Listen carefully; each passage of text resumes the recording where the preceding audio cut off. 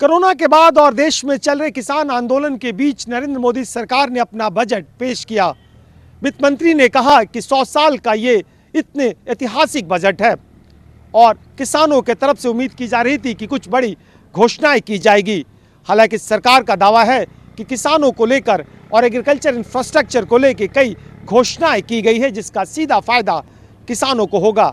लेकिन क्या वाकई किसान क्या सोचते हैं? इस वक्त हम सिंधु बॉर्डर पर कुंडली इलाके में यानी हरियाणा और पंजाब के जहां किसान 70 दिन से धरने पर बैठे हैं, उन्हीं के बीच में हैं और उन्हीं से जानेंगे, समझेंगे कि क्या वाकई सरकार के इस बजट से इन लोगों की कोई उम्मीद थी या उम्मीदों पे सरकार कितनी खड़ी उतरी। सीधे हालांकि जब इनसे बातचीत की शुरुआत हो रही थी तो उन्होंने कहा कि नेट नहीं होने की वजह से, टेलीविज़न नहीं होने की वजह से बजट की बारीकियों की लोग समझ नहीं पाए, लेकिन मोटे तौर पे अपने पिंड, अपने गांव, अपने राज्य और अपने जिलों से रिश्तेदारों के बीच में जो बातचीत हुई है, मोटे तौर पे जो समझ बनी है, हम इन्हीं पे बात करेंगे। हमारे साथ तमाम किसान हैं और किसानों में हरियाणा से भी हैं, पंजाब से भी हैं और पंजाब के सिख भी हैं। हमें बताया गया कि आप कुरुक्षेत्र से हैं और ये लोग वो लोग हैं कि बीते 70 दिनों से आंदोलन पे टिके हैं और ये सड़क इनका घर है। इस तरफ देखिएगा, ये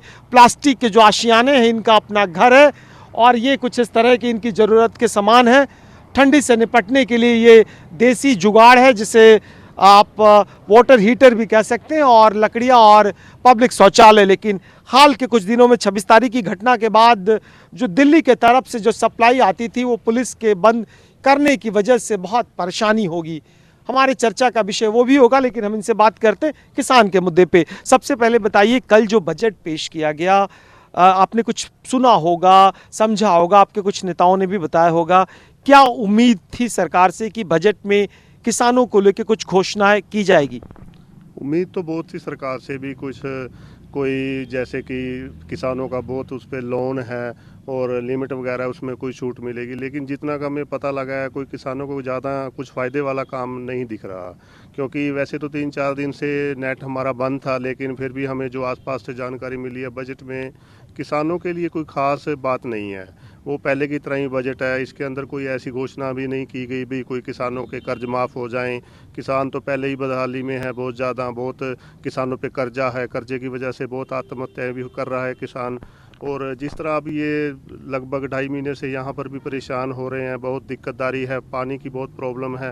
तो सरकार वन बाई वन थोड़े दूसरे मुद्दे पे भी हम आएंगे। मोटे तौर पे जो उम्मीद थी कर्ज माफ़ी को लेकर वो नहीं हुई है। हाँ, जो उम्मीद थी सरकार से भी ये कर्जों में कुछ ना कुछ फ़ायदा मिलेगा, कोई कर्ज माफ़ी होगी या कोई रियायत मिलेगी, सरकार ने ऐसा कुछ नहीं किया किसानों के लिए। क्या सोच रहे थे कि क्या सरकार करती तो बेहतर होती इन 3 बिलों के अलावे? चलिए, मतलब क्या सोच रहे थे आप? कोई सोच नहीं मारी, तो ये बिल की भी माफ़ होने चाहिए हमारे, और हमारे लिए इसके लिए कुछ नहीं किया इन कानूनों में, सारा रद्द। अब नहीं कि आप नए हैं, किसानी को दूसरे तरीके से देखते हैं, क्या लगता है कि एग्रीकल्चर इंडस्ट्रीज को बढ़ावा देने के लिए कुछ होता तो आप अपने सामान को प्रोसेस भी करते, पैकिंग भी कर पाते? अगर एग्रीकल्चर के लिए हमें कुछ देते प्रोसेस में, मतलब कोई अलग से एक वो बनाते, जैसे उन्होंने अभी दिया है कि वीट के लिए 75,000 करोड़ का पैकेज दे दिया, मतलब उससे होना कुछ नहीं। वो तो वैसे भी होता है, वीट तो वैसे भी जाती है, उसको स्पेशली बोल दिया 75,000 करोड़ का पैकेज है ये अलग से।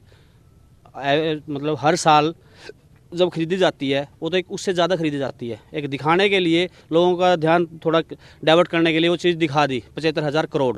वो कोई बड़ी बात नहीं है। हाँ, अगर हम कुछ करते प्रोसेसिंग के लिए, कि जैसे हम अलग से कुछ कर रहे हैं अपना चावल वगैरह गेहूँ के खुद के प्लांटिंग के लिए, कुछ गवर्नमेंट देती है हमें, तो हम करते आगे कुछ। एक बहुत पुरानी मांग रही है कि लोग कहते हैं कि ट्रैक्टर पे भी टैक्स लगता है, खरीदारी पे जीएसटी लगती है। वो भी मांग था क्या कि अगर कुछ कम हो जाता तो आप लोग अपना सामान, ट्रैक्टर, ट्रॉली या बहुत सारे एग्रीकल्चर इक्विपमेंट्स खरीद पाते? बिल्कुल खरीद पाते हैं, लेकिन क्या होता है कि टैक्स जो जिस टाइम पे हम साधन लेते हैं उस टाइम पे भी हमसे टैक्स वसूल किया जाता है, और फिर बाद में भी मतलब ये टूल टैक्स लगा के हमसे फिर वो चीज़ वसूली की जाती है। और खेती के माध्यम से ही मतलब जो हरियाणा और पंजाब का क्षेत्र है वो मतलब पूरा ही मतलब जिसमें गेहूं और धान का जो पैदावार होती है वो सबसे ज़्यादा होती है। तो सरकार क्या कह रही है कि आप इनसे कुछ अलग मतलब अलग कोई वैरायटी लगाओ, कोई मक्की लगाओ या लगाओ, देखो मतलब जो एरिया है जहाँ जो चीज़ लग रही है उसमें पैदावार वहीं अच्छी आएगी। अभी मक्की लगाएं कि मक्की का जो धान लगाता है उसको मक्के के बारे में मतलब नहीं पता है कि मक्की किस तरह लगाए और कैसे लगाए, क्योंकि उसको मतलब टाइम बहुत लगेगा उस चीज़ से मतलब जुड़ने के लिए बहुत टाइम लगेगा। बहुत टाइम लगेगा, लेकिन कुछ लोगों ने प्रयास भी किए। हमारे साथ एक किसान है कि आप स्ट्रॉबेरी की खेती करते हैं, उसका क्या हाल है? क्या उसको अच्छा बाजार मिल पा रहा है कि उसमें भी कुछ अगर बेहतर बीज और प्लांटेशन की व्यवस्था हो पाती तो बेहतर होता? नहीं, सरकार कुछ नहीं दे रही। सरकार अपने वो कर रही है, अपने हम दिल्ली या चंडीगढ़ माल भेजते हैं, वहाँ भी हमको कोई फायदा नहीं मिल रहा सरकार की तरफ से। आड़तियों को क्या मिलता, मतलब क्या अलग बाजार बनाया जाता, सरकार आपके सामान की मार्केटिंग करती, क्या चाहते तो अच्छा होता? देखो जी, मैं तो एक ही गल कहूँगा, जो ये साडा प्रधानमंत्री ने देश का बेड़ा गर्क करना था करता। सानू ये तो कोई आस रखने की ज़्यादा जरूरत नहीं। साडियां इन्नियां जानां जा चुकियां ने, उरे ਇੰਨੇ ਸਾਡੇ ਇੱਥੇ ਬੰਦੇ ਮਰ ਚੁੱਕੇ ਨੇ। ਉਹਨੇ ਇੱਕ ਦਿਨ ਵੀ ਇਹ ਨਹੀਂ ਪੁੱਛਿਆ ਵੀ ਕੀ ਗੱਲ ਹੋਈ, ਕਿਉਂ ਮਰਿਆ, ਕਿਉਂ ਹੋਇਆ। ਜੇ ਕਿਤੇ ਇੱਕ ਨਿੱਕੀ ਮੁੱਟੀ ਘਟਨਾ ਹੁੰਦੀ ਹੈ ਸਾਰੀ ਸਰਕਾਰ ਜਾਂਦੀ ਹੈ। ਸਾਡਾ ਇੱਥੇ ਕੋਈ ਹੱਲ होने वाला, ये साढ़े बिल रद्द कर देंगे कल, हमको लगता भी हाँ हमारा कुछ सोचा, हमारे पास कुछ नहीं सोचा। लेकिन बजट तो बड़ी उम्मीद रहती है। आप भी क्या खेती करते हैं? खेती करा क्या करते हैं आप? आप खेत में काम माने करा क्या फसल क्या पैदा करते हैं? गेहूँ, दान, बाड़ी, नरमा, हाँ हाँ हाँ। ये सब्जी तो कभी गेहूं को दलिया बना के बेचने की नहीं सोचा आपने? कुछ नहीं सोचा भाई। क्यों नहीं सोचा?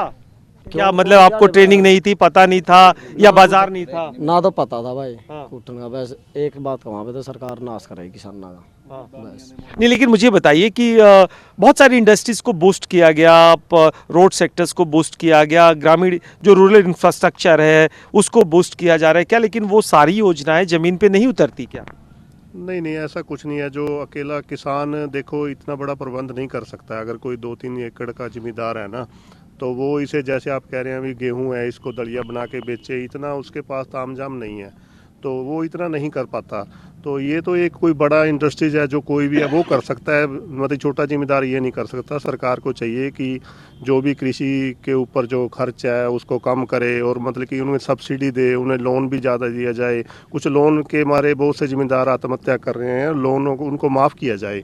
सरकार को इसके ऊपर कोई ना कोई कदम जरूर उठाना है। बिल्कुल, सरकार के ऊपर कदम उठाना चाहिए। आपका क्या, आप कह रहे थे मटर बेचते हैं, क्या मटर को रेट अच्छे नहीं मिल पाते? नहीं भाई जी, 8 रुपये मटर का रेट है, 3 रुपये तड़ाई है, 5 रुपये बच गए, 20,000 रुपये खर्चा। 8 इस टाइम 8,000 रुपये घाटा एक एकड़ के साथ है। घाटा है 8,000 रुपये एक किले के किले, 8,000 रुपये घाटा है। गाँव में मटर टूट रहा है, 12 रुपये किलो बिक रहा है, 12 या 10, 8 यही रेट है। 5 रुपये बचे इस टाइम। कम से कम 30 रुपये किलो का रेट होना चाहिए।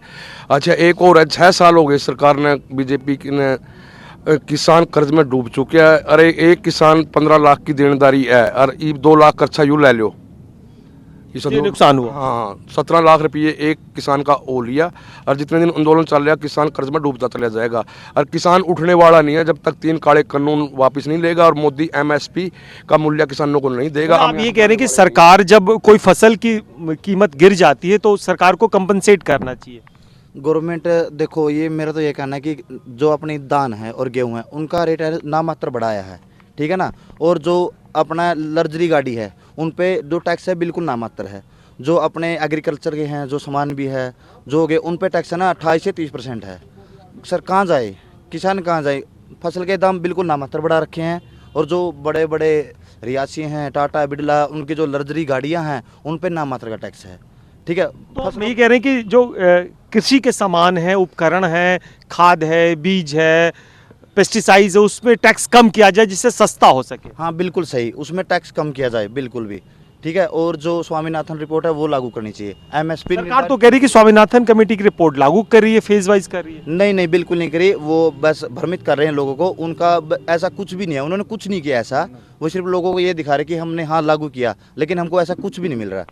बिल्कुल, मोटे तौर पे जो 2-3 बातें बहुत सामने निकल के आ रही है कि किसानों की ये मत है कि अगर सरकार जो लोन है वो अगर माफ़ करती, और कृषि के इनपुट्स को कम करने के लिए अगर बहुत सारे उपकरण पे, खाद पे, फर्टिलाइज़र पे, जो इरिगेशन के सिस्टम उस पर अगर इनपुट कॉस्ट कम करती तो शायद बेहतर होता। और अगर जो कीमतें नहीं मिल पाती, सरकार उसको कंपनसेट करने का कोई तरीका अपनाती तो बेहतर होता। लेकिन मोटे तौर पे ये तमाम किसान जो सरकार के द्वारा जो 3 नए कानून लाए गए थे उसके खिलाफ बैठे हैं और बहुत हदों का मानना है कि अगर कानून अगर माफ़ हो जाता है तो इनके लिए बहुत राहत की बात होगी। आपने कैमरे से सुनील के साथ कुंदन सिंह, न्यूज़ 24। नमस्कार, मैं हूं मानक गुप्ता। अगर आपको हमारा ये वीडियो पसंद आया हो तो इसे लाइक और शेयर जरूर करें और हाँ, हमें सब्सक्राइब और फॉलो करना ना भूलें ताकि आप देश और दुनिया की कोई खबर मिस ना करें। तो जुड़े रहिए हमारे साथ और देखते रहिए न्यूज़ 24।